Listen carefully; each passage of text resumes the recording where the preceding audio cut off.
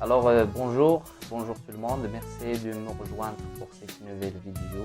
Je suis tellement très heureux de vous revoir et merci beaucoup pour les gens qui m'encouragent. Abonnez-vous à ma chaîne, c'est gratuit. Laisse-moi des commentaires, des likes, ça m'encourage beaucoup et c'est gratuit quand même. Donc le problème dont on va parler aujourd'hui, c'est un problème qui est très répandu et c'est un problème qui est relatif au mode verbaux. D'accord? Donc soyez plus attentifs pour bien comprendre l'information. D'accord? Et vers la fin, justement, soyez plus attentifs. Vers la fin, je vais vous donner la trace écrite. Autrement dit, je vais vous donner ce que vous allez écrire sur votre cahier. C'est bon? Ce que vous devez retenir. En arabe, غير تبعوا معايا دابا باش تفهموا. عطيني عقلك تفهم مزيان لا يصلح لو مود انديكاتيف وفي الاخر غادي نعطيك داكشي اللي غتكتب. صافي قطع عقلك دابا غير تبع معايا باش تفهم لو مود. Donc le mode, qu'est-ce qu'un mode? À quoi sert le mode indicatif? Donc le mode, quand on parle de mode, le mode d'un verbe indique la manière dont on considère l'action qu'elle exprime.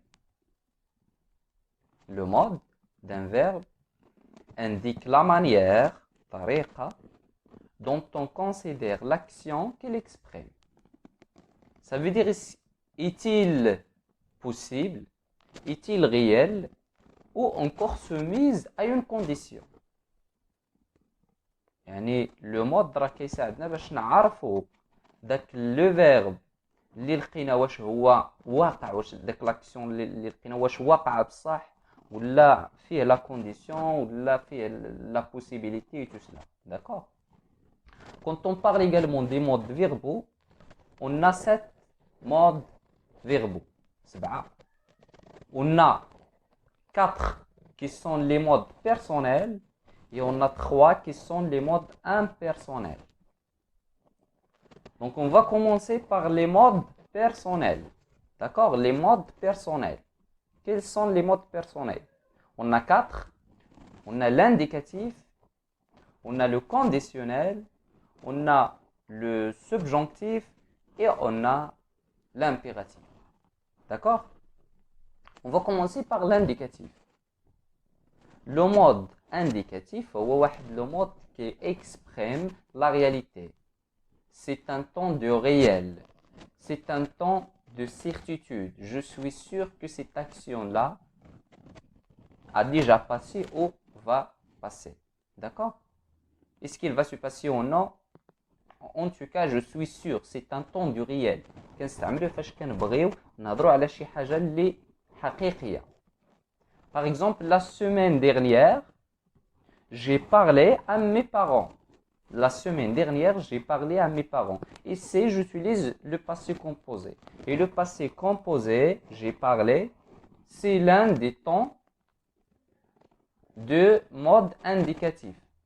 Parce que le mode indicatif contient 8 temps. On a le présent, الداخل ديال l'indicatif, on a le présent, le passé composé, l'imparfait, le plus que parfait. On a également comment dirais-je, le passé simple, le passé antérieur, le futur simple, le futur antérieur. D'accord? Je vais vous donner également un autre exemple. Je bois un café. Je bois un café.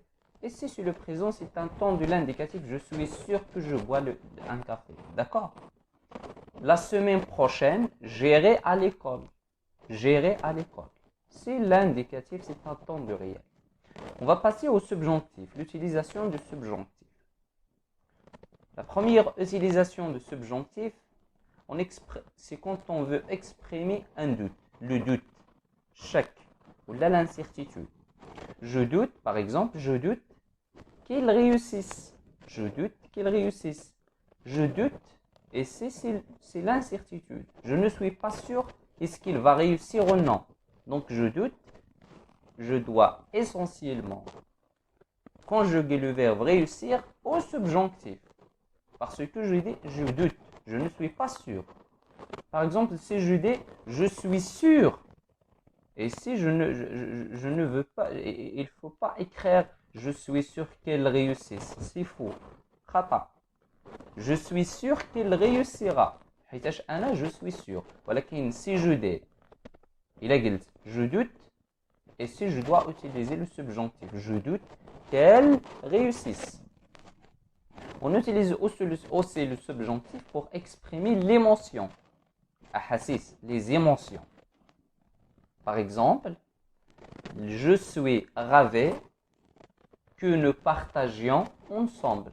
Je suis ravi. Quand on dit je suis ravi, je suis ravi, c'est l'émotion. D'accord? C'est quelque chose qui vient de l'intérieur. هنا إلا بغينا نعبروا على المشاعر هنا راه كنستعملوا les émotions. On utilise également le subjonctif pour parler d'un souhait. Le souhait. تمني. Je souhaite, par exemple, je souhaite qu'il vienne ce soir. Je souhaite qu'il vienne ce soir. صافي أتمنى أنه يجي هاد العشية هادي. صافي. Le souhait كنتمنى راه ضروري تستعمل le subjonctif. On utilise aussi le subjonctif pour exprimer un ordre. L'ordre. وهذا l'ordre هذا تيكون فيه بزاف. On trouve beaucoup de. Il est nécessaire et il faut. Il est nécessaire que tu sortes. Il est nécessaire que tu révises tes leçons. Il est nécessaire que tu parles. Ici, on utilise le subjonctif. Ou bien, il faut que tu révises tes leçons. Il faut que tu révises tes leçons. D'accord? Maintenant, on va passer au conditionnel. À quoi sert le conditionnel? D'ailleurs, avec le français moderne, il y a certains spécialistes qui disent que le conditionnel, il fait partie du temps de l'indicatif. Il ne s'agit plus d'un mode. Parce que normalement, quand on veut conjuguer un verbe au conditionnel, on utilise les temps. On utilise, quel que soit l'accord, ou même le participe passé des verbes de l'indicatif. Par exemple, le verbe manger. Si je veux, par exemple, conjuguer le verbe manger au conditionnel, je dis mange, je, on va ajouter le R de futur simple, donc R, et je vais ajouter la terminaison de l'imparfait, AR de futur et AES de l'imparfait. Donc je mangerai. C'est bon? On est bien d'accord. Par exemple, la Rachid a dit qu'il viendrait. Qu'elle viendrait. Parce que a dit. Rachid a dit qu'il viendrait. Parce que c'est quoi le conditionnel? Le conditionnel, c'est le futur du passé. Par exemple, on a ici l'axe de temps, on a le présent, on a le passé, et il y a ici, à côté du passé, on a le conditionnel présent. Le passé et le conditionnel ici, c'est le futur du passé. D'accord? On utilise le conditionnel pour exprimer une action, une condition, pardon. Pour exprimer une condition, واحد شرط. Si j'étais riche, je visiterais les États-Unis. كون كنت غادي كون كنت غيش غادي نمشي les États-Unis. C'est bon, هذه واحد الشرط كون si j'étais riche, je visiterais. On utilise également le conditionnel pour exprimer un regret, le regret. J'aurais dû réviser mes leçons. J'aurais dû réviser mes leçons. D'accord? On utilise également le conditionnel pour parler poliment, la politesse, le respect. Pourriez-vous répéter, s'il vous plaît, par exemple, si un professeur est en train d'expliquer une leçon et je voudrais le demander de répéter. Il faut pas dire tu peux répéter ou pouvez-vous répéter. Il est un peu bizarre. Donc, pourriez-vous répéter, s'il vous plaît? On utilise également le conditionnel pour exprimer une possibilité. Une possibilité. Ça veut dire je crois, par exemple, je crois qu'il me rejoindrait. Je crois. Quand je dis je crois, je ne suis pas sûr. Ça veut dire une possibilité. Il peut réaliser ou non. D'accord? Donc voilà pour le conditionnel.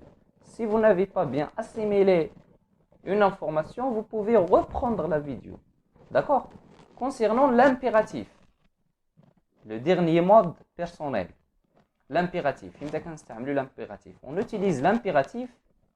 Donc l'impératif, c'est le mode de l'ordre, du conseil, de l'interdiction. D'accord? L'interdiction. L'ordre, واحد الأمر, النصائح. هذه هي l'impératif. C'est ça l'impératif. Par exemple, venez, viens ici, sortez. Et c'est l'impératif. D'accord? Vous avez bien compris l'impératif. On va passer maintenant aux trois modes impersonnels. Les modes impersonnels. On va commencer par le participe. Voilà, le participe, c'est très important. Le participe, quand on parle de participe, il y a le participe présent et il y a le participe passé. D'accord? Le participe présent, il se termine toujours par ANT. ANT. D'accord? C'est ça le participe présent. Par exemple, aimant, le verbe aimer, aimant, les voyageurs, ils parcouraient le monde. Aimant. On a aimant, A-E-M-A-N-T. D'accord? Un chasseur, chassant, chasser sans son chien. Chassant, le verbe savoir, ou participe présent. Revenons maintenant au passé, au participe passé. Le participe passé du verbe, c'est très simple, c'est très clair. C'est le participe passé d'un verbe. Par exemple, j'ai parlé. J'ai parlé à. Et c'est où est-ce qu'il est le participe passé du verbe parler. Le participe passé d'Yellow, c'est ce qu'on ajoute au verbe. Ce que l'on ajoute au verbe quand on le conjugue au temps composé. Donc, chez les 15 de le verbe, fâche qu'un conjugué, ouais, le temps composé. Par exemple, j'ai mangé. Normalement, j'ai mangé. À la fin de manger, on écrit E accent. C'est ça, E accent, c'est le participe passé de verbe. Il peut être E accent, il peut être I, il peut être IS, il peut être U. Par exemple, j'ai lu, le verbe lire. On dit j'ai lu. J'ai lu, had U, c'est le participe passé. Le verbe lire. C'est bon. On a également l'infinitif. L'infinitif. L'infinitif, c'est un mode. Ou sale, c'est très facile l'infinitif. Ça veut dire, le verbe reste à l'infinitif. Le verbe, comme on le trouve dans le dictionnaire, sans être conjugué ou employé dans une phrase. Ça fait l'infinitif comme on le trouve dans le dictionnaire. Par exemple, voyager à la fin ER, finir à la fin ER. Il ne conjugue sans être conjugué. D'accord? C'est ça l'infinitif. Concernant le gérondif. Le gérondif, c'est comme le participe présent. Parce qu'il se termine lui aussi par ANT. Il se termine lui aussi par ANT. La seule différence, c'est que le gérondif toujours précédé de en. EN. Il est toujours précédé de en. EN. En marchant, en finissant, en lisant, en parlant, en discutant. C'est ça le gérondif. D'accord?